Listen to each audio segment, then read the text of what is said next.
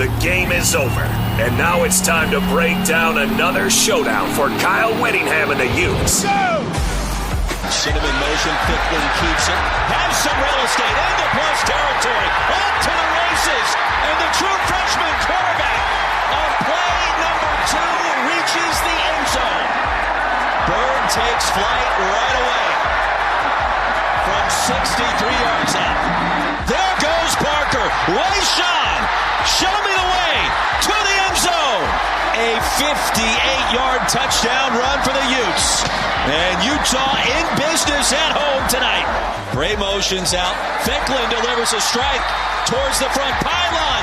Buchanan into the end zone from 22 yards out. Third touchdown of the season for the freshman tight end from Henderson, Nevada. I mean, you feel like you know what's coming. The question is, can Colorado figure out a way to stop it? It's likely going to be on the ground and right in your kitchen. Same look. Rodgers again off the right side to the edge, into the end zone again for the Utes. The dominant first half by Utah continues. Parker, the running back, he motions out quickly. Ficklin towards the end zone. And there it is again, another touchdown. Larry Simmons from 20 yards out. And the route is on in Salt Lake City. The Utes a statement half tonight against Colorado. Nate Johnson, Wildcat quarterback, straight ahead. Nate on the move towards the end zone. And the Utes strike again from 56 yards out. Transfer from Vanderbilt. Nate Johnson, a little 6'7", and why not? This is the Ute Postgame Show on 97.5, the KSL Sports Zone.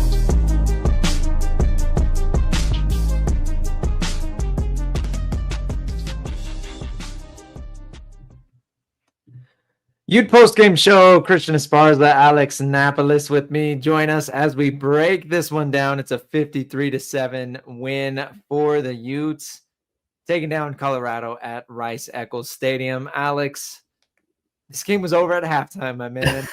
It was over at halftime. Over at halftime. Oh man, and what an absolute dominant performance by Utah. That's exactly the type of response you want if you're a Ute fan. After losing the rivalry game, right? No rivalry hangover. You don't have to worry about that. You pick up another win at home in Big 12 play in dominant fashion. Bird Ficklin, man, he's got that dog in him. Oh, dude, it's the year of the freshman quarterback in the state of Utah. Right? Apparently that's the way things are rolling right now. Obviously, Bear Blockmeyer with a fantastic win earlier today, and now you see Bird Ficklin rolling in, getting his first start, and Ficklin passed the test, man. That's the simplest way to put it. He went in there, he passed the test, and he looked amazing doing it. That is the storyline, right? With Devin Dampier, Kyle Whittingham opened Monday's presser, basically talking about Devin Dampier being questionable with an injury, and we saw him get banged up last week versus BYU, and that was always a little weird. Hearing Whittingham being so open about that injury. And from that moment, it was like, oh, there's a real chance that Bird Ficklin might get the start today. Yeah. And the availability reports came out, and we heard some sound throughout the week. Like, apparently it's been pretty typical for Devin Dampier to kind of take a lighter load throughout the first couple practices throughout the week and let Bird get some reps. And then Dampier would pick up more practice time as the week progresses. But the availability report came out yesterday that Dampier was probable, and we didn't really know what that meant. And then it wasn't really until, I was tuning into the broadcast, and they were like, yeah, Dampier's available for emergency situations, and it's going to be Bird Ficklin tonight. And oh boy, was it the Bird Ficklin show, man, from that first drive. Really the first start for the true freshman. And it's an interesting scenario because we've seen him play at times for this Utah offense, right? We've seen him make big plays. And of course, coming into this game, he was 9 of 9, 100% completion percentage. And there were a lot of people excited to see what Bird Ficklin could do. And he got the opportunity tonight for Utah and led his team to the 53-7 win. So all in all, great night for Utah, picking up the win over Colorado, and great first start for Bird Ficklin. Great first start for Bert Ficklin. He shows off one of the things that makes him really, really special, and it's, of course, being a dual threat quarterback. Goes for 151 yards against this Colorado defense. We talked a little bit about it this morning on College Football Saturday. We talked about we know what Colorado's defense is, and they're not very good at stopping the run. And so we anticipated and we expected Utah to run the ball quite a bit tonight, and and for them to have almost 392 yards of offense in that first half alone. Just absolutely fantastic. I have screenshots from that first half, and heading into that halftime, 248 rushing yards. This was the sixth best rushing offense in the entire country. Now you just added this performance onto it. Obviously, it's going to give you fantastic returns when you look at the statistics and see where Utah is going to be probably at this point a top 5 rushing offense in the country. 422 yards was the total on the ground for Utah. That's on 51 carries, 8.3 yards per, Alex. And that is kind of the game script, right? When you're starting a true freshman, a guy that's inexperienced, you would think that you pound the rock. You also did ask Bird to throw it 22 times. That's not a small number. His completion percentage did take a huge dip. He finished 10 of 22 for 140 yards and 2 touchdowns. So yeah, I guess that's my biggest disappointment of the night is Bird Ficklin losing the 100% completion percentage, I guess.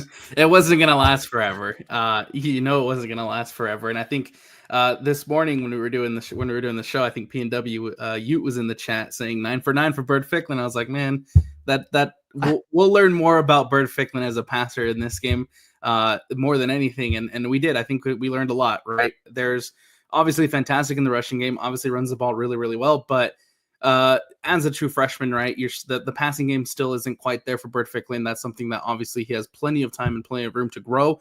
But there were flashes and there were some good signs of what Bird can do in the passing game. Yeah. And really, I mean, with this game, again, like I opened this show joking that it was over at halftime, but it really was. I mean, look at the halftime stats that were out. Negative 18 yards for Colorado at half, 398 for Utah. 23 passing yards for Colorado, 138 for Utah. Negative 41 rushing yards at the half for Colorado, 260 for Utah. 3 first downs for Colorado at the half, 16 for Utah. And again, all at half. So it's like some of these numbers it doesn't seem real. It's video game numbers, man. You're playing college football 26 on freshman mode at that point.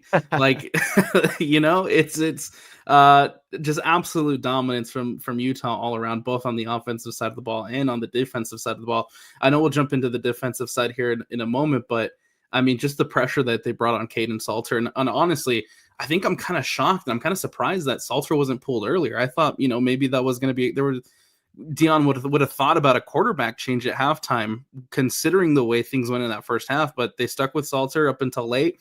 Staub, ends up helping the Colorado Buffaloes go down and score that touchdown. But just total domination from Utah from the get-go, from the opening kickoff. What I loved about this game, right, is you look at that first drive, and it's a 2-play drive. Yeah. First play, who was the big star last week? And I mean, the biggest breakout Ute over the past couple of weeks, Daniel Bray. Right. Okay, first play of the game, let's get the ball to Bray, 12-yard carry. All right, that's a nice semi-explosive run. He's going to be a threat all night. Second play of the game, Alex, Bird Ficklin takes that thing 63 yards to the house. And that set the tone for the game. And I think Colorado packed it up after then. And they did get the score late in the game. They did score the touchdown, but really this should have been a shutout because it felt like after that play, Colorado just gave up. I don't know how else to put it. Like it literally felt like Colorado maybe didn't even get off the bus. And I don't know why, because they had the win over Iowa State. And I think they were coming off a bye, right? They were, and, yeah. There were a lot of people talking about this Colorado team might be a little better than we think. And their strength of schedule has been so crazy You can't fault them for having a bad record because of the strength of schedule that they've played. Don't sleep on these guys. And they don't even show up to Salt Lake City today at Rice Eccles Stadium. And again, from the first drive, Utah was able to do anything they wanted on the ground. Yeah, and I think that's one of the things that surprises me about this game is the fact that Colorado did have the bye week. The Colorado were coming off a very impressive win over Iowa State, and you have 2 weeks to prepare for this Utah team, and that's the performance that Colorado shows up and gives.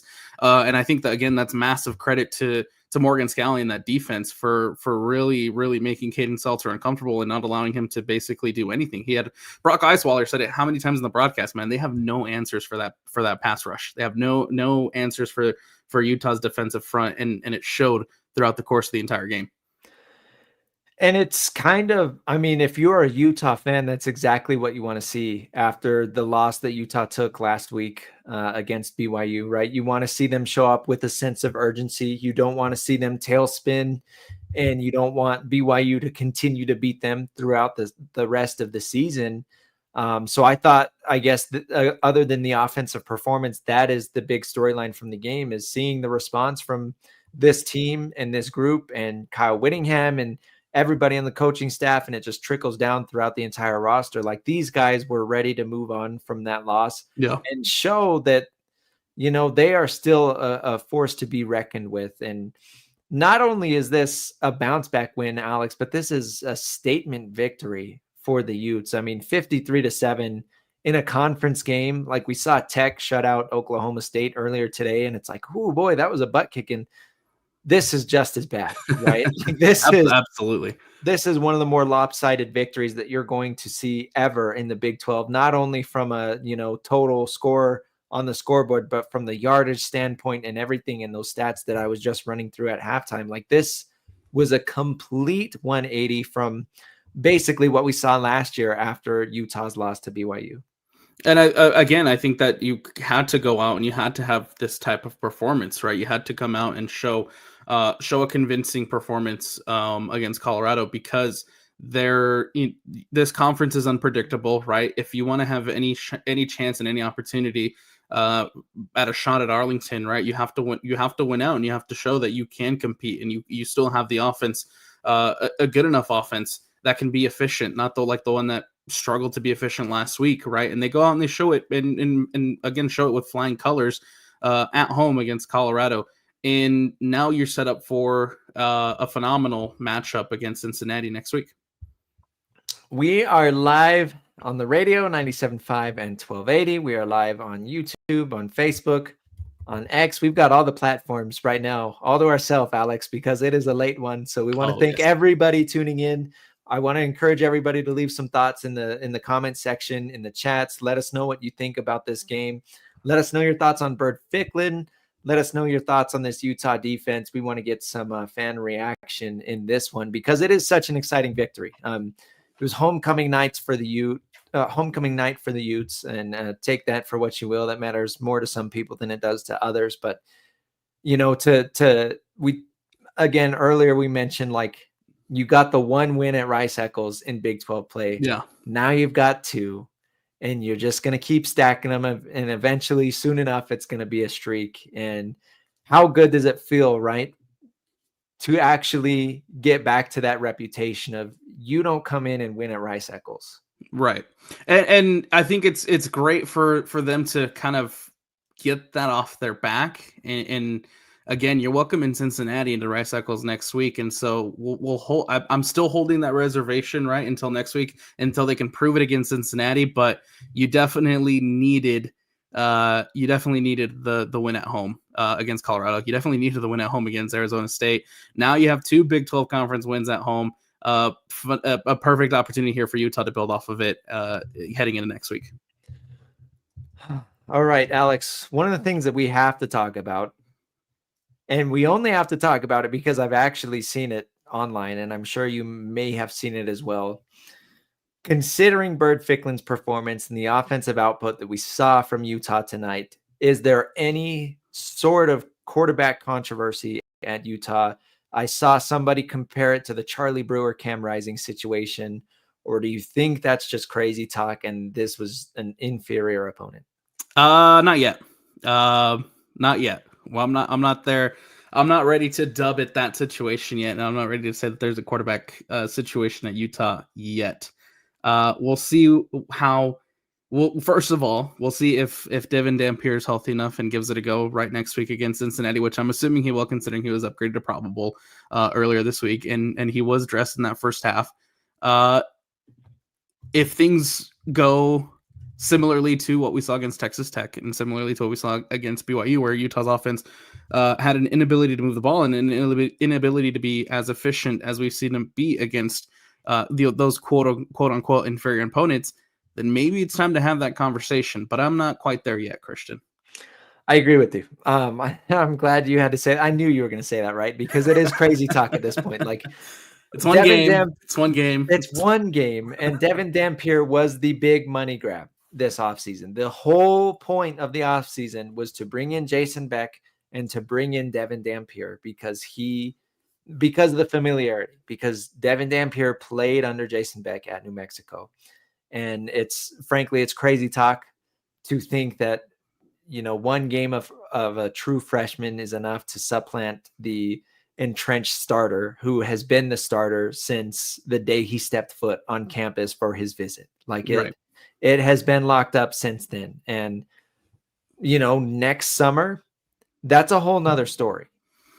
But frankly, I mean, I don't think Bert Ficklin played lights out enough to even consider that. I mean, 10 of 22 on the night that's subpar passing, right? That is under 50%. And I know that he made some nice throws, and I know that he puts a really special spin on it, and he can put that thing on a rope. But it's just not at that point yet, man. And it's not. I think that Utah fans maybe after the loss to BYU are kind of searching for a little something to grab onto. And when you see Bert Ficklin come out, it's easy to latch onto that and be like, oh yeah, this is awesome. But don't get it twisted, man. Devin Dampier can be a very special player. It's just been unfortunate that he's been a little banged up, right? Yeah. And the receiving room is subpar. He's not a perfect player. That's why it hasn't been perfect so far. He needs a couple things to go his way, but we know that at his best, Devin Dampier can lead this Utah team to wins and maybe even a double-digit win season. So it's not even close to a quarterback controversy yet. No, absolutely not. And I think, who knows what's going to happen down the line and down, in the future. But I think for sure, if Bert Ficklin decides to stick around and they have Bert Ficklin for an extended period in a couple of years, he is absolutely 100% the future quarterback of Utah football. But I think for now, again, it is Devin Dampier, like you're mentioning it. But if he struggles next week, then maybe you do have that conversation. If it gets to a point where, heaven forbid, Utah loses a couple games in a row and like their season is shot and Devin Dampier is just too banged up to continue to play. Yeah, absolutely. Then see what you have in Bird. But at this point, it's like Devin Dampier is your guy. And when he's healthy enough to be out there, he's going to be out there. And I think that Utah maybe saw that it's not worth it. Like going back to the Texas Tech game, it's not worth it having a 60 to 70% Devin Dampier out there.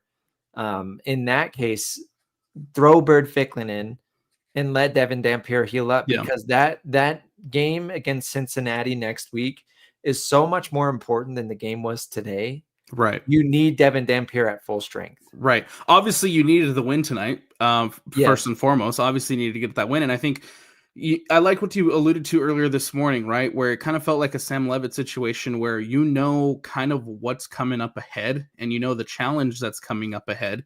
And so if your quarterback wasn't 100%, this is probably a good game to have him sit out and be able to work on that health and be able to work on getting healthy.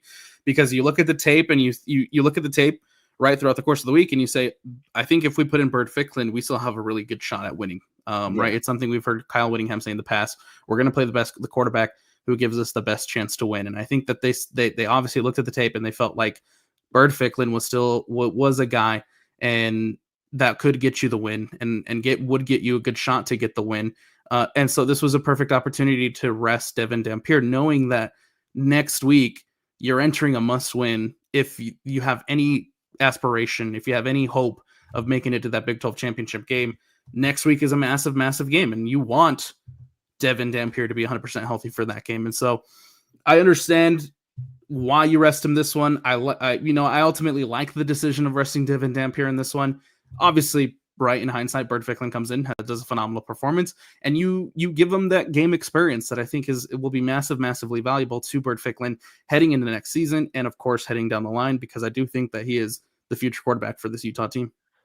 And that's interesting, right? Because technically Dampier still has a year left. Right. So we'll see what ends up going on. But with this whole Bird Ficklin situation, man, like I can remember back to the first game of the season, and Bird Ficklin trots out instead of Isaac Wilson when Utah decided to pull the starters, and it's like, whoa. I thought Isaac Wilson was QB2. And then Kyle is like, oh yeah, Wilson's still QB2, but Ficklin, we're gonna redshirt him. We're just, he can play 4 games and then still redshirt. And then the 4 games mark hits, and it's like, oh yeah, this Ficklin kid is pretty good. And then today he's like, yeah, he's our QB2. Right. But I think that's I'm bringing that up because it's been pretty obvious that this coaching staff loves Ficklin. Yes. And they would not be playing him if they felt like it was unnecessary. Right. There is a reason that he is getting a lot of game time this year instead of Isaac Wilson. And we did see a little bit of Isaac Wilson today. Didn't perform that great. He only had 1 passing attempt. It was almost intercepted. But Jason Beck and this staff loves Bird Ficklin. And, again, Dampier still has the year left. I'm a little curious to see what happens next summer. But for right now, it is Dampier's job. And it is Dampier's job. And I think, of course, you go back to those comments and the conversations that the coaching staff was having at the beginning of the season. You write, I vividly remember a comment made by Jason Beck in one of his first availabilities at fall camp, where he said Wilson and Ficklin right now are your 2A 2B. They're on the same. He specifically said Wilson first. He did bring up Wilson first. But he said 2A 2B.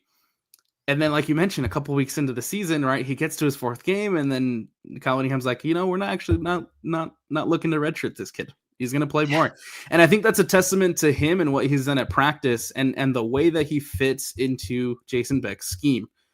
We've mentioned it before here on post games. We mentioned it before on College Football Saturdays, where Bird Ficklin fits into the Jason Beck system. He's a very similar quarterback to Devin Dampier, and he plays a lot similarly to Devin Dampier. He played himself into that spot, man. Obviously we don't see what happens at practice, but based on, him coming in and starting this game, based on everything we saw in the weeks leading up to this game, it's pretty obvious that Bird Ficklin has played himself into that spot. And I mean, quite frankly, beat out Isaac Wilson in training and in practice. Yeah. And, I am a little glad we got to see Isaac Wilson. I would have liked to see him throw a little bit more today, especially after the way that first passing attempt went. And looking down the rest of Utah's schedule, man, I mean, maybe you'll get to see some more blowouts later in the year, but you just don't know how much more you're going to see of Isaac Wilson this year. And unfortunately, that's just the nature of college football. And somebody else takes in and takes the job sometimes. And that's basically what we've seen at the University of Utah. It is Devin Dampier, and then it is Bird Ficklin right now. And shout out to Bird Ficklin, because again, picking up the 53-7 win at home, bouncing back after the rivalry loss, that's about as lopsided of a Big 12 victory that you're going to see. And to know that that's a true freshman out there making his first start makes it all the more impressive. And it makes me really excited for this kid, man. But again, it's Dampier's team, and we'll see, the big game against Cincinnati next week. And you're right. I did compare this kind of to the situation at Arizona State, because everybody here remembers Sam Levitt missed the game against Utah, and we saw Jeff Sims come in, play in Salt Lake City. Sam Levitt returned and got the win against Texas Tech. Right. And sometimes that's the risk you need to take is playing your backup to get your starter fully healthy for a big game, a bigger game, a really important game next week. And today, Bird Ficklin was able to get the win. I don't think Bird Ficklin could get the win next week at Cincinnati. Utah's going to need all the help they can get to get that win, because frankly, that is a do or die game next week. And it is in Salt Lake City, and that's huge. It is a do or die game. And I think, you know, with Cincinnati being one of the last two remaining undefeated teams in the Big 12, as far as conference play goes, it's a massive game to, one, of course, stay in the race, and two, to kind of even out the race. The less, you know, undefeated teams that there are for Utah, the better it is for Utah, and the bigger their potential and the bigger their possibility increases, the less, you know, the more teams have losses. And that's exactly the position you want to be if you're Utah, right? Things didn't work out against Texas Tech. Things didn't work out against BYU. That's all right. You still have a chance coming up here against Cincinnati to potentially position yourself in a better spot. And of course, one of the things that, you know, I think Kiri mentioned this morning, right? No one cares about bowl games anymore, but I think it is important that Utah is bowl eligible because of the way last season went, right? You missed out on the bowl game. You went 5-7. It was a really tough season for Utah. And I think it was really tough for that coaching staff to swallow, but you bring in Jason Beck, you bring this offense. The offense looks a lot better than it did last season, and you're now bowl eligible. And I think that's a huge achievement considering where the questions for Utah was coming into the season and where things ended up last season. It's crazy to think that Utah didn't make a bowl game last year. Like, right, man. I know that things hit the fan and it was just such a poor season down the stretch. And at times we were like, man, when is this thing going to end? Because it was ugly. But then now looking back on it, it's like, man, they really only won 5 games. That's crazy. Yeah. And I think you make a good point. Like, after a season like that, you know, they had really high aspirations coming into this year. But it's nice to know that at worst, you are bowl eligible right now when you weren't 100% last year. And there are still higher goals to achieve. And again, the chance to, with the bowl game, maybe get to double-digit wins. And who knows, maybe you have an outside shot at making the Big 12 title game, depending on what else happens throughout the year.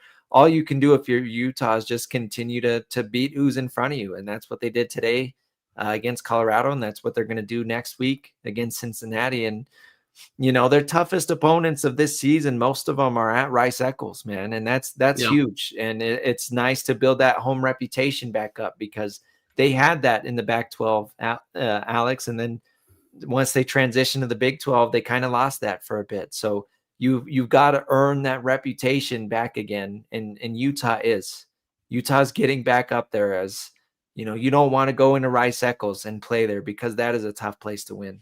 Not at night, man. You don't want to play in that stadium at night.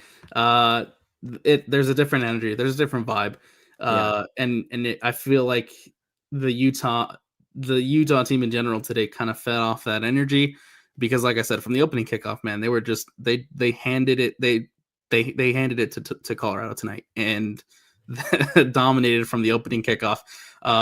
Night games at Rice-Eccles. I saw plenty of tweets from former players, rolling in saying that different night games at Utah at Rice-Eccles, man, they're different. And tonight is one of those testaments. Tonight's one of those examples of why this place is so tough to play in a nighttime environment. Yeah. And again, it's nice to build that up, because Utah, it took a long time to earn that reputation in the Pac-12. Your first year in the Big 12, you kind of lost that. So now you're getting that back and you're earning that rep. So let's take a quick break, Alex. Again, we are on the radio, so we got to take some radio breaks to get that in there. And then on the other side, let's talk about some of the key performances in this game, some of the standout players that we saw, hoping to get some fan reaction in this one. I know it's late. Shout out to everybody tuning in. We are live on 97.5 and 1280. Unable to take radio phone calls. So if you have something to say on this game, let us know in the comment section on YouTube, on Facebook, on X. Tweet at us at Esparza Sports, at Napoles Alex. Please, we want to get your thoughts on this one, because it's a big win, and it's nice to hear from the fans after the big wins. So stick with us. We'll give you some time to give us some thoughts, and then we'll take a quick break. Be back in about 3 minutes. It's the Ute Postgame Show, 97.5, the KSL Sports Zone.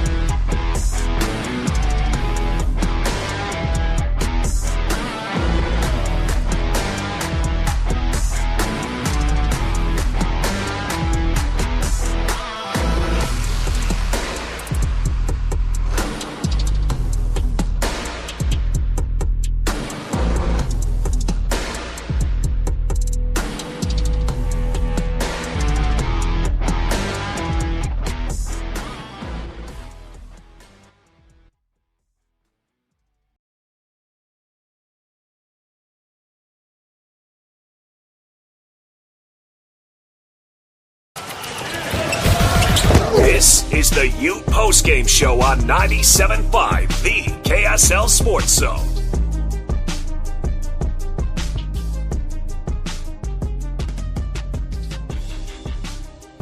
It's your Ute Postgame Show, 97.5, the KSL Sports Zone. I'm Christian Esparza, Alex Napoles joining me for another Saturday edition of breaking down a Utah game. It's a late one, Alex, but the Utes get the win 53-7. We spent last segment talking about basically how dominant this Utah team was. It was over at halftime. Bird Ficklin getting the first start. For right now, I want to go here. I'm a Broncos fan, okay? Because of that, I follow a lot of Denver reporters on Twitter. And a lot of those people also cover Colorado. Sure. And so because of the For You page, I was getting a lot of like Colorado fans just dreadful despair during this game. There were a lot of people talking about the last game of I think it was the 2023 season where Utah won like 63-20 something. 63-21 was the final score. And a lot of these Colorado fans were like, man, this game was worse than that one. I saw people calling for Pat Shurmur to get fired, the offensive coordinator. It's despair zone in Colorado town, in Boulder. which is crazy because the win over Iowa State just 2 weeks ago, it really felt like the Buffs were back on track, back on schedule. But man, this Utah team really dismantled them today and has them feeling some type of way. I think first of all, again, we mentioned it a little bit earlier in the last segment, but a lot of credit has to be given to Morgan Scalley and the defensive side of the ball, man. I think without the way that they pressured Salter, without the way that they got to Salter, then scheming up those pressures to take down the Colorado quarterback, and really giving him no options. Very, very little production happening in the passing game in that first half. Very little happening in the run game. Obviously sacked him quite a bit, it feels like, in that first half. And so you obviously get the negative rushing yards to end that first half. But all the credit in the world to that defense. And I feel like that's why it's so demoralizing from the perspective of the Colorado fans, is because of the inability to even get first downs, the inability to even stay in front of the chains, and the inability to find any type of efficiency on the offensive side of the ball. It was just a total domination on the defensive side of the ball from Utah tonight. Jonnu Hall led the way with 2 sacks for Utah. They finished with 7 on the night. That's quite a high number, Alex. But behind Jonnu Hall, you saw everybody stepping in. Elijah Ellis getting some game time. Yeah, he added a sack. John Henry Daly continues to climb the national leaderboard. He had half a sack. He added 1.5 tackles for loss. Trey Reynolds with a sack. Jackson Benny, half a sack, also had a blocked punt. Cash Dillon with a sack. Logan Fano with a sack. So again, 7 in total for this Utah defense. And you're right. It felt like every single time Colorado attempted to drop back and pass the ball, somebody was in the quarterback's face. And I think that just speaks to the fire that these guys had in their guts to come out and really respond after losing to BYU last week. They took that personally, and they didn't want that to happen again. They didn't want that loss to end their season. Yeah. They really wanted to respond today. And that's a huge testament to Morgan Scalley. That's a testament to Kyle Whittingham, all of the coaches on this staff. It was clear that was the message that they had kind of driven into these players, is like, do not let BYU beat you twice. Exactly. That's exactly what I was going to say. You have to take it back to the old adage of not letting somebody beat you twice. And again, you come off of a rivalry loss, and it's a very emotional game. And the task was clear for Utah, right? You can't allow the loss in the rivalry game to affect you in this game. And Utah shows a phenomenal job of putting that behind them, coming out, and again, with the true freshman quarterback, being able to dominate the game as well as it did. And I think it comes back to, and not to mention too, like in that first, we really didn't see Lander Barton that much tonight. He came in for, I think, 2 drives in that second half. And then after that, they pulled all the starters. And so to do it too without one of your best defensive players and without one of your best leaders on the defensive side of the ball, and to dominate the way that you did, even without Lander Barton, first of all, testament to the depth that Utah has at linebacker and the depth of Utah's defense, right? That's never a question. I think we know every season that Utah is going to have a very, very good defense, and they showed it tonight, right? You don't have Lander Barton, you're still able to put up that type of performance and put up that type of pressure. Fantastic for Morgan Scalley and that Utah defense, man. Now, how about this, Alex? Jackson Benny with the blocked punt tonight. Yeah. He blocked a field goal. He has a pick 6. And did he catch a receiving touchdown earlier in the season? Oh, I'd have to go back and double check that. Against Tech was called back, right? Yes. I'm real quick right now. I can't remember if he had one that ended up standing. Oh man, I'd have to go back and check, but I think he's missing the touchdown right now. He is missing a receiving touchdown on offense. Dang it. You were close, but he is the only player in the nation to have a blocked kick, a blocked punt, and a pick 6. And a pick 6. That's where I'm getting at. And we just need the reception touchdown. He's just a little bit short. I know. Probably doing something historic. I don't know how many players have ever done that before. So Jackson Benny, man, shout out to him. He's been one of my favorite Utah players all year because he really is doing it everywhere, all across the field. And it's something when you've got a defensive player that can catch the ball and return it for a touchdown.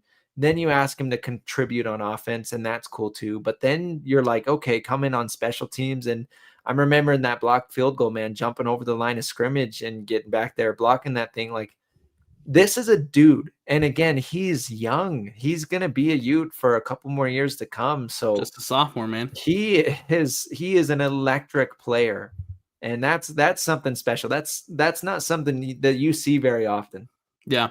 I think that's something that isn't necessarily really talked about a lot when it comes to this Utah team, is the fact that there is so much young talent on this team, even after the mass exodus that was the offseason this last year, right? When you have so many players jumping in the portal and so many players leaving, they did a phenomenal job in recruiting over the last couple of years to bring in some really talented young guys. Obviously, Daniel Bray, a freshman, comes in and he looks fantastic.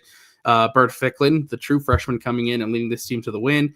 Jackson Benny, who's just a sophomore. Wayshawn Parker, who's just a sophomore. They got a lot of really promising freshmen, a lot of really promising sophomores that I think Utah can rely upon a lot for the next couple of years. And that's one of the things that I think gets lost in talking about this new offense and talking about the bounce back year for Utah, is that a lot of these guys, it feels like there is a lot of young sophomores and young freshmen who have really high ceilings for Utah. If they don't get poached, wink, wink. You know what I'm saying?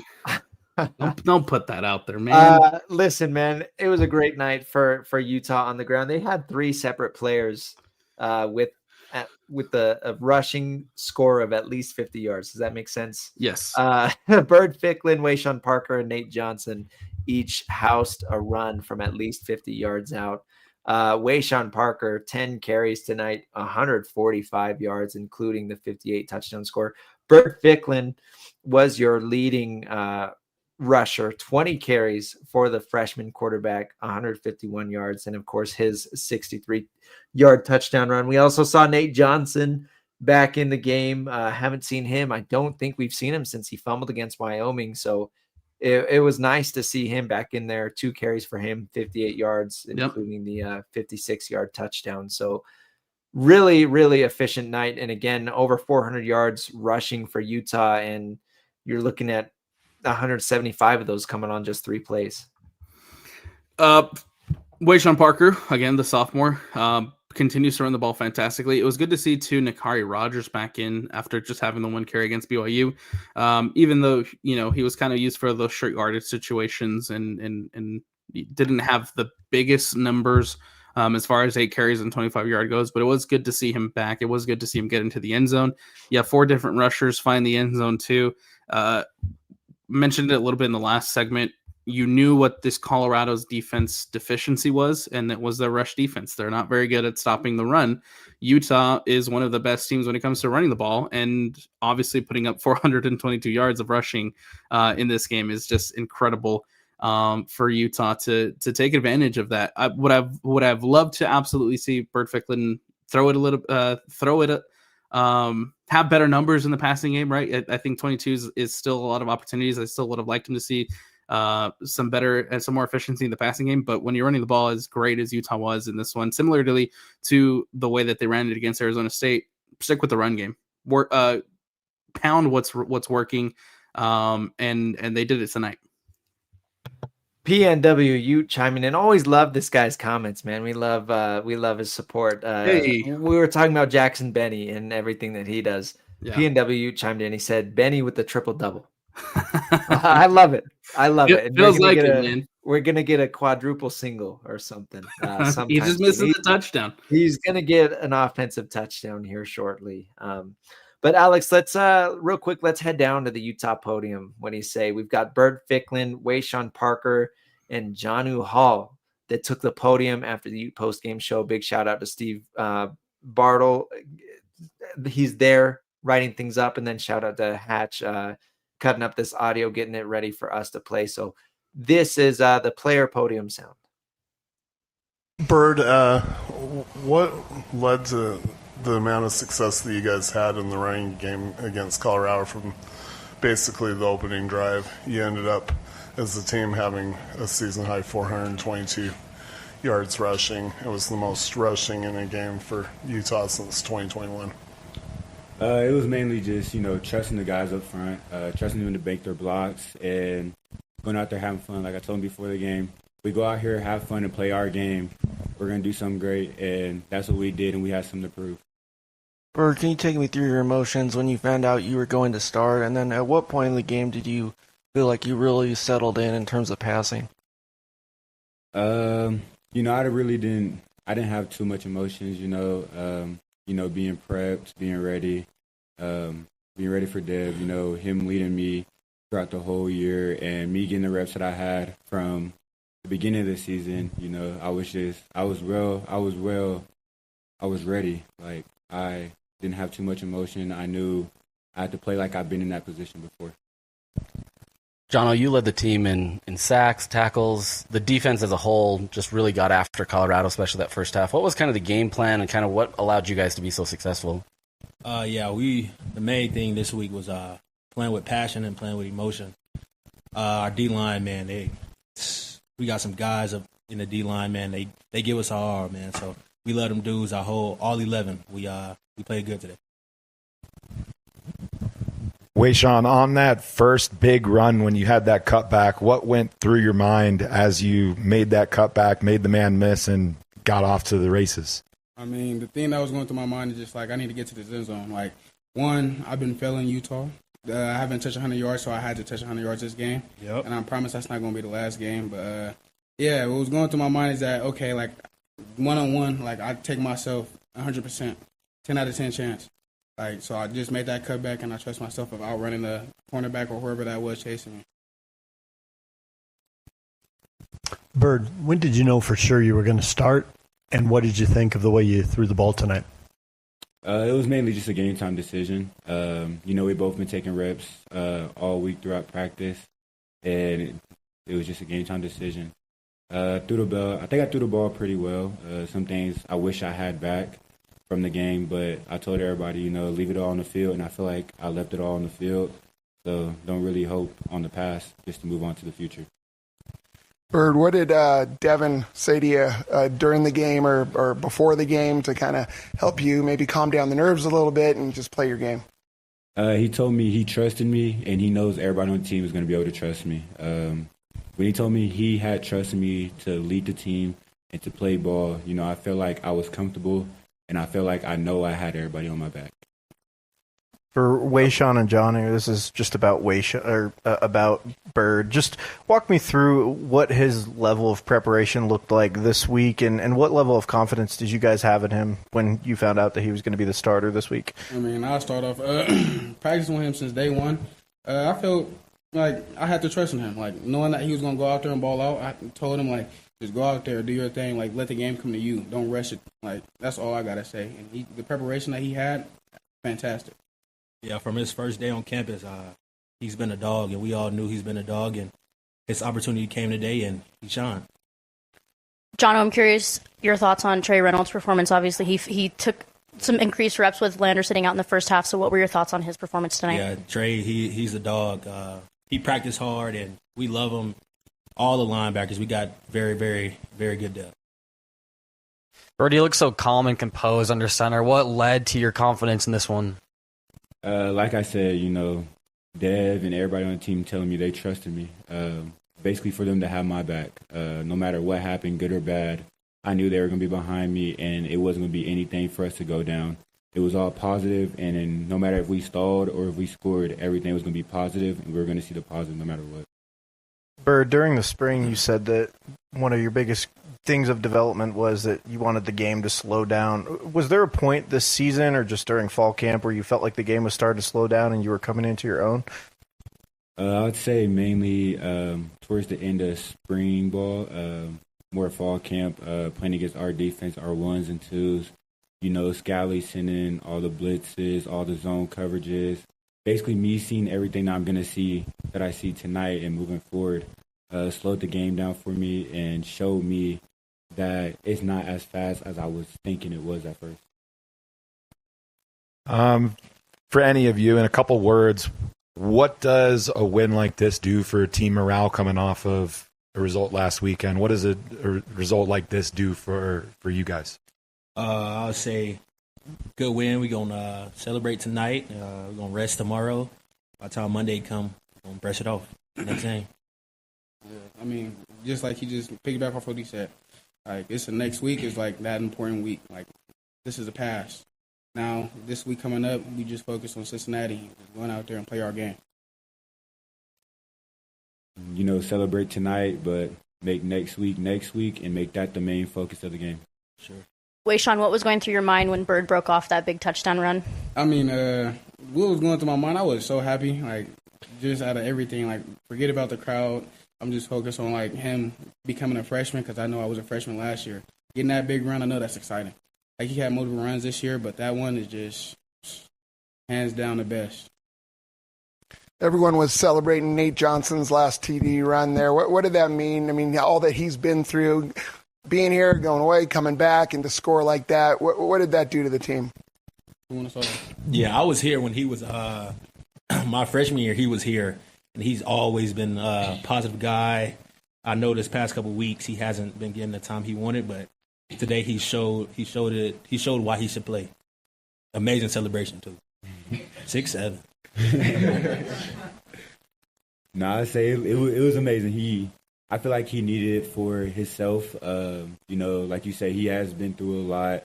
In the minutes he has been getting, he's been able to shine. But he is a really good player. You seen how fast he was. He getting that open field, and it's knees up, and it's open. It's gone. I mean, for me, seeing that him scoring, like, we got a little close bond outside of football. So when he went to go score, just smile ear to ear. Like, all the stuff that he'd been through, he made that one fumble ever since. He's been hard on himself. And I felt like him scoring that just let a lot off his back, a lot.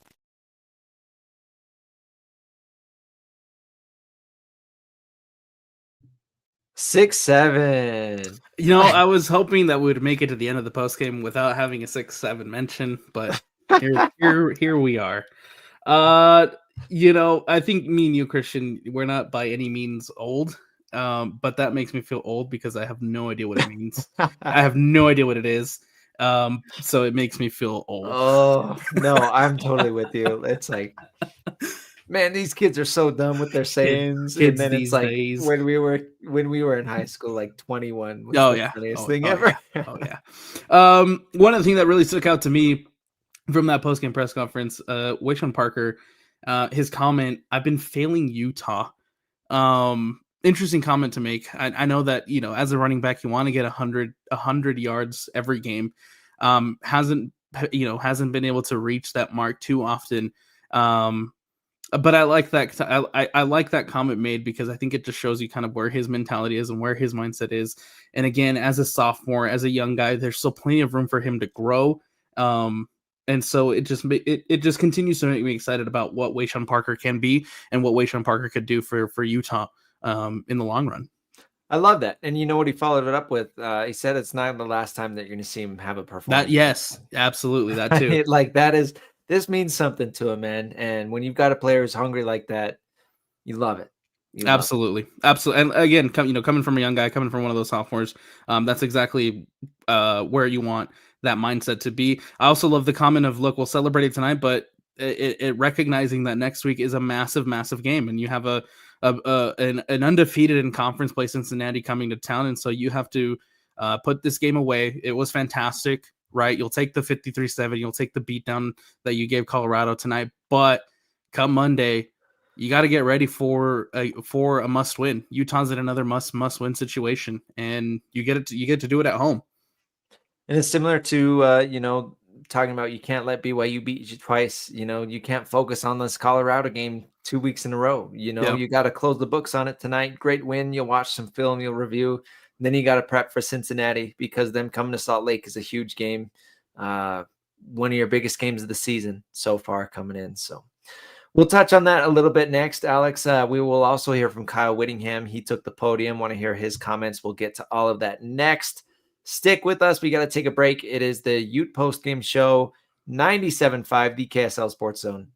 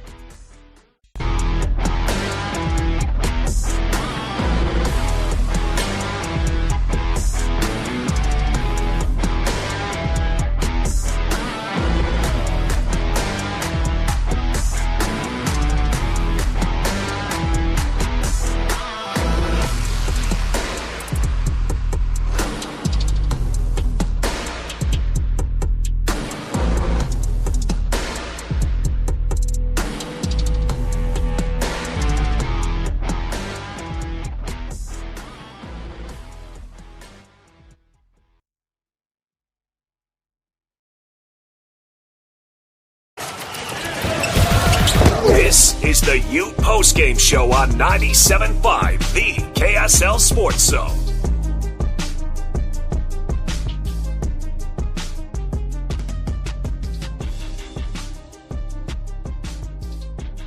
It's the Ute Postgame Show, 97.5, the KSL Sports Zone. I'm Christian Esparza, Alex Napoles with me as we break down this 53-7 Utah win over Colorado. Alex, this game was over at halftime. Mentioned it over time and time again. It was 43-0 at half for Utah.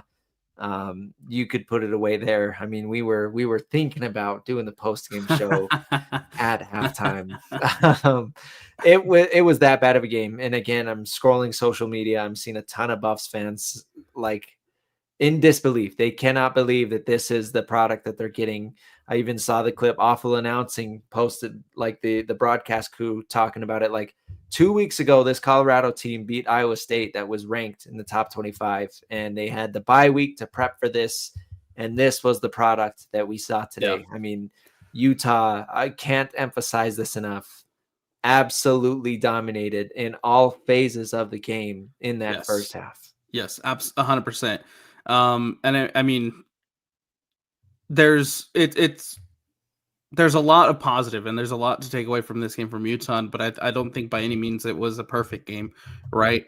I still think that there is a lot that you can look at this. You can look at this game and look to improve upon. One of the things that I think really stood out to me in this one was the penalties against Utah. Again, continue to be a big an issue. Third down efficiency also probably isn't where you want it to be. 5 of 15 in this one. That's also a number that you can definitely improve upon. So there's still things that I think Utah can look at this game and say we need to improve here, and here. But it's a phenomenal enough performance that you can have some real confidence heading into that Cincinnati game, and some real confidence heading into a situation down the line where if Devin Dampier goes down again, you can rely on Berta Ficklin to come in and give you a good performance. Yeah, I totally agree. I do want to get to this because sometimes they say, the 8:15 games, it's like nobody's watching. Nobody nationally watches these 8:15 games. Well, Alex, you know who was watching this one? Skip Bayless. Uh-oh. Skip Bayless chimed in on this one. I want to read you his tweet Bayless because it's so Skip Baylessy. Can you accuse a team of running up the score before halftime? Utah called the timeout, blocked a punt, and tacked on a field goal. Utah 43-0 over Coach Prime's Colorado at half. Just shockingly bad. Didn't see this coming. Not after CU's big win over Iowa State and a bye. Can you accuse a team of running up the score? This is college football, Skip. It is college football. And, in the eyes of the voters, in the eyes of the voters of people who probably didn't stay awake to watch this game and they'll look at the scores right before they vote, it'll probably help you out a lot that the score is the way that it looks, 53-7, and you have a real chance of making next week a top 25 team with both Cincinnati and Utah ranked. So yeah, you kind of have to, you kind of have to run up the score. It is just a little disappointing that Utah, right, with 41 seconds, they get the ball back after the block punt. Didn't turn it into a touchdown. They blocked the punt on like the 8-yard line. Man. Yeah, and that's another thing that I think you can kind of pick up. Look at the film on Monday or tomorrow, whenever they do it, and say this is probably a situation that we can improve upon, because that's a situation where you have to capitalize, right? You have to be able to punch it into the end zone, even with no timeouts. And I feel like going back to the timeouts, that's where you can say Utah was maybe running up the score because they would get the stop and then they'd call the timeout to make sure they saw time, whatever, right? But you end up running out of timeouts. You get the ball back with 41 seconds. You should be able to punch it in there. But again, learning experiences for Bird. It's fine at the end of the day. And Utah's finally able to bring on Dylan Curtis and the kicking team. Who cares, man? These kids are paid professionals these days. Like, miss me with all the running up the score. Like, you are paying Deion Sanders $10 million a year. Like, right. Tell him and Warren Sapp to stop kicking over the pylons and go coach up that defense a little better. And if you're so upset about running the score, like, go out and do something about it. You know what I'm saying? Right. Colorado didn't tonight. No, and Colorado didn't. And I did see a lot of people complaining about Dylan Curtis. attempting the 59-yarder when they didn't bring him in for the 24-yarder or whatever it would have been against BYU last week. Yeah. That was a little funny seeing some of that, but that's the type of the game that this was. You let your freshmen come in and get some reps when maybe they wouldn't otherwise. And we saw last week that Witt maybe's not ready with the freshman kicker getting some of those reps. But today he was. So today he was, man. Even tried him out for a 59-yarder. 59-yarder. Unfortunately, didn't have the leg for it. Yeah, unfortunately didn't have the leg for it. But was there a breeze at Rice Eccles? I don't know. He got the earlier one though, the 54-yarder, or however long it was. But I think that's something, after the what was it? The Wyoming game where he missed 3. Yeah. And it was 3-0 at the half. I think after that game, there was questions and there was concerns about the kicking game. So I think in these type of games, in these type of situations, you got to get him out there. He is a true freshman. You got to get him out there to build up some of that confidence. Trotting him out there right at 10 and a half, trotting him out there to try that 59-yarder. Sucks he missed, but ultimately at the end of the day, I think you got to do what you got to do to get that true freshman, his confidence up, because there are going to be games like the game last week where you need to rely on that kicking game. So anything to build up his confidence is great. It's running late, Alex. It is getting late. So anybody tuning in that has some post-game thoughts, post-game comments, leave your thoughts in the YouTube chat on Facebook. We'll get to them. But right now I want to get to Kyle Whittingham. He took the podium. I want to hear some of his post-game thoughts and hear what he has to say after his team absolutely thumped Colorado 53-7. This is Kyle Whittingham at the podium.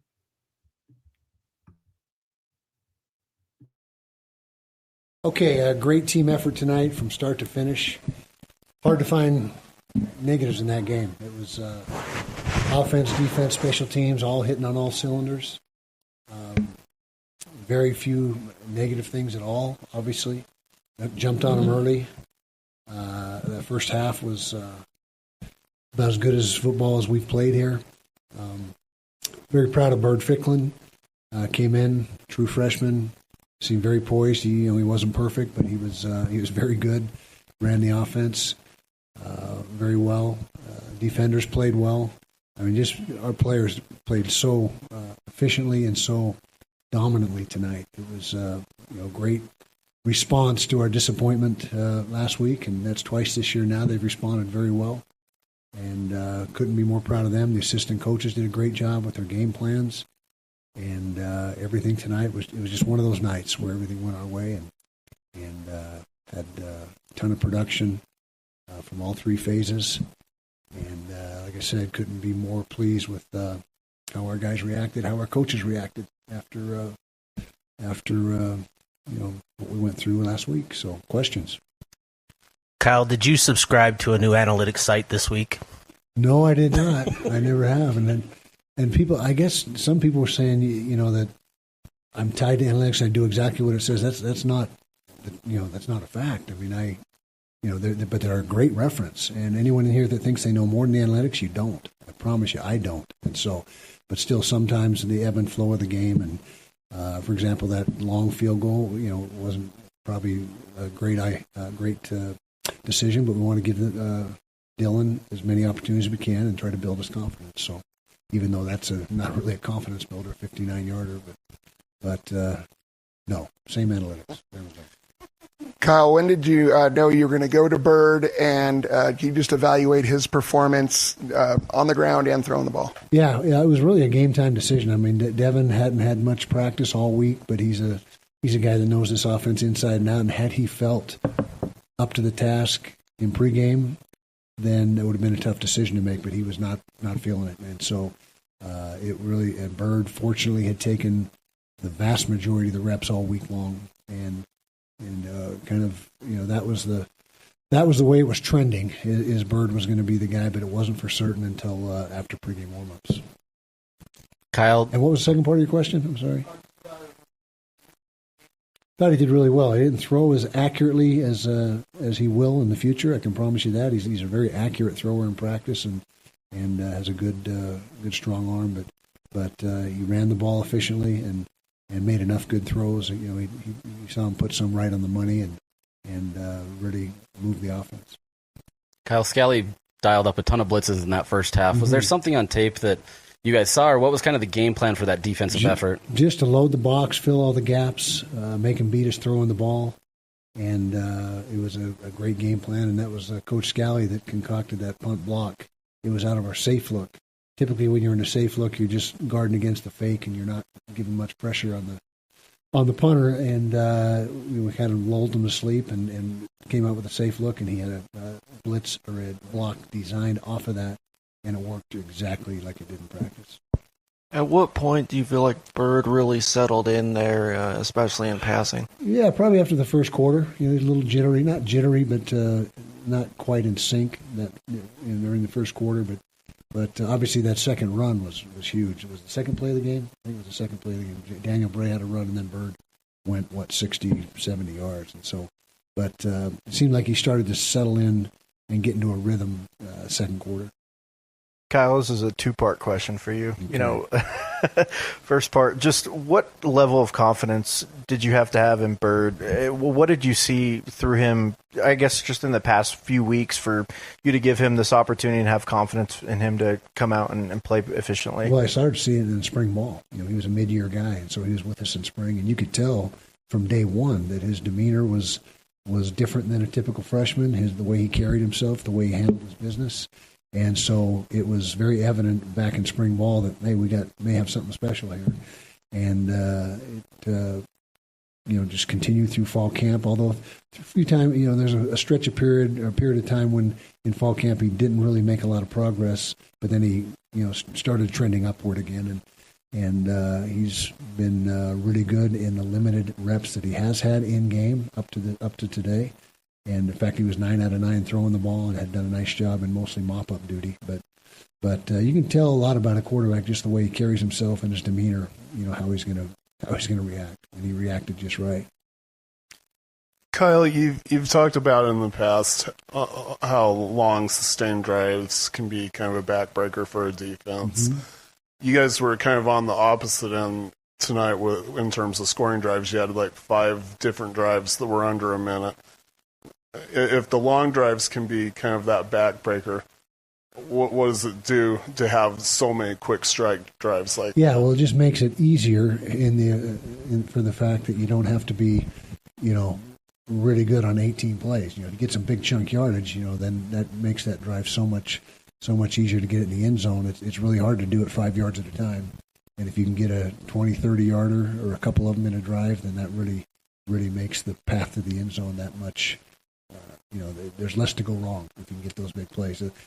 Ideal is, one play, 70-yard drive for a touchdown. That's ideal, but that's not going to happen very often. 38 yards on 38 carries for Colorado. It's obviously the best performance from the defensive line in that regard so far this season. I would say a little uncharacteristic so far this year how middle of the pack as far as college football goes, defending the run. Mm-hmm. What was different today, and how did Utah allow that to happen? Yeah, as I mentioned, we were more high pressure today and a lot of run blitzes. There's 2 different types of blitzes. There's run blitzes and pass blitzes, and we had a lot of run blitzes dialed up and run fronts that were heavy box fronts, and which puts a lot of stress on the DBs, but they held up. They held up all night long, and that was the plan going in, though, was if we're going to get beat, we're going to get beat with a throw game and not they weren't going to rush the ball. Kyle, speaking of punting, you had Orion went for the fake punt. Was that a designed call, or was it just he saw something and he just went for it? No, that was designed. Yeah, he would. Yeah, we would skin him alive if he did that on his own. So it was definitely choreographed, rehearsed, worked on in practice. We actually had it for the last few weeks now. We added it, and tonight was the night that we saw the opening to utilize it. Kyle, 8 yards a carry and over 400 yards rushing. Yeah. How much of that was the ball carriers? How much of that was the line, and how much of that can be replicated in the final month? Well, it goes hand in hand. It starts up front. It definitely starts up front. We've been singing the praises of our offensive line all year long, and that might be a school record. I don't know what the school record is, but it's got to be close. That rushing total, second best. And I think we were 6th in the nation rushing the football this past week. And I think 3 of those top 6 were option teams, Air Force, Army, and somebody else. So the teams that just run the ball, we're in the top 3 and maybe move up to number 1 this weekend. And that's a product of, number 1, physicality up front and excellent schemes by our offensive coaches. And running backs are doing their part. Daniel Bray has been a big factor for us now going on 3 weeks or so. And so a lot of things go into that. But if you want the starting point, the origin is the offensive line. Kyle, what was the message, the mindset, the attitude that you helped this team approach this week to lead to the result we saw tonight? Yeah, well, we talk every Monday about moving on, win or lose, and flushing the last game and not letting it be a hindrance. And you can't pat yourself on the back for too long, and you can't hang your head for too long. And so you just got to come back on Monday and start preparing, start over, if you will, and get ready for the next guys. And that's how football is. I mean, I don't care what level you're at, high school, college, NFL. That's the MO that you got to have. You got to be able to put the other game, the most recent game, in the rearview mirror on Monday and move on and set your sights on the next one. Kyle, the guys said they were so happy for Nate Johnson to bust off that run with all he's been through, in his collegiate career, to score a touchdown like that. What did that mean to you? It was great to see Nate do that, and that's I've known that he's had that in him, and it was good to see it come out, finally, and he really hit the accelerator, and you saw that. I think it was a 10-2 is what he ran in high school. He's incredible, as far as that goes, and as far as his speed. And so that was great to see Nate make that play. No one was more excited than Nate. He was grinning from ear to ear. So, and that was the last one. Okay, I want shout out to the Mammoth, huge Mammoth fans, 6 in a row today. Love their head coach. Love their general manager. Love the organization. I'm 100% behind them. So go Mammoth. Love those guys.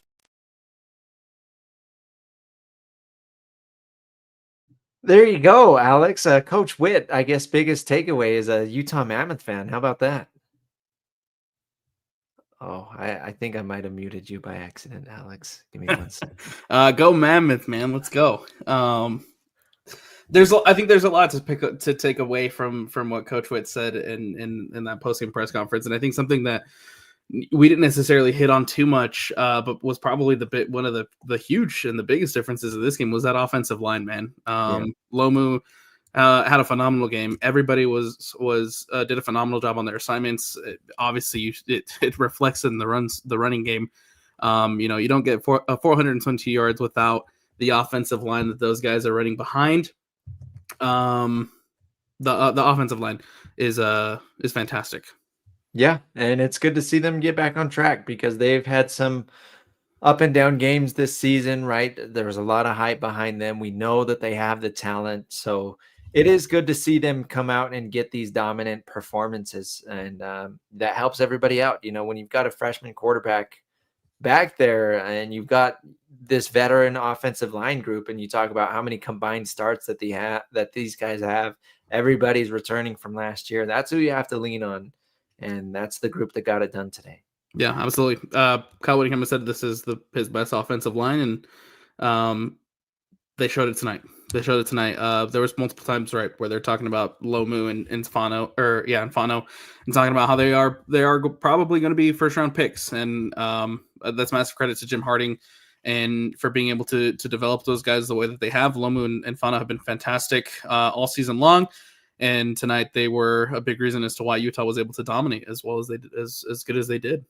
All right, big one next week for Utah as they are welcoming Cincinnati into Rice-Eccles Stadium. Kick time still TBD, but you know what is for sure.